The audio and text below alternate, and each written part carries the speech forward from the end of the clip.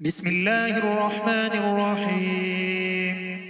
تبارك الذي بيده الملك وهو على كل شيء قدير الذي خلق الموت والحياة ليبلوكم أيكم أحسن عملا وهو العزيز الغفور الذي خلق 7 سماوات طباقا ما ترى في خلق الرحمن من تفاوت فارجع البصر هل ترى من فطور ثم ارجع البصر كرتين ينقلب إليك البصر خاسئا وهو حسير ولقد زينا السماء الدنيا بمصابيح وجعلناها رجوما للشياطين وأعتدنا لهم عذاب السعير وللذين كفروا بربهم عذاب جهنم وبئس المصير إذا ألقوا فيها سمعوا لها شهيقا وهي تفور تكاد تميز من الغيظ كلما ألقي فيها فوج سألهم خزنتها ألم يأتكم نذير قالوا بلى قد جاءنا نذير فكذبنا وقلنا ما نزل الله من شيء إن أنتم إلا في ضلال كبير وقالوا لو كنا نسمع أو نعقل ما كنا في أصحاب السعير فاعترفوا بذنبهم فسحقا لأصحاب السعير إن الذين يخشون ربهم بالغيب لهم مغفرة وأجر كبير وأسروا قولكم أو اجهروا به إنه عليم بذات الصدور ألا يعلم من خلق وهو اللطيف الخبير هو الذي جعل لكم الأرض ذلولا فامشوا في مناكبها وكلوا من رزقه وإليه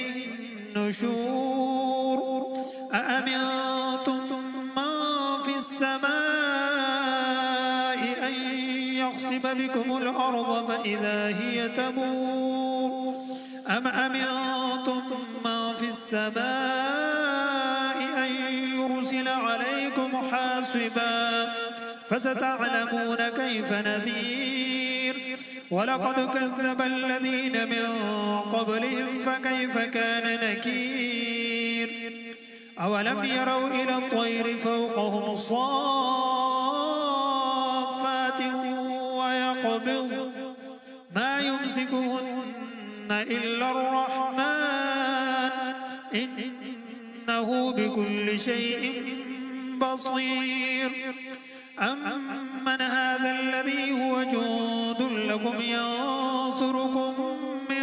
دون الرحمن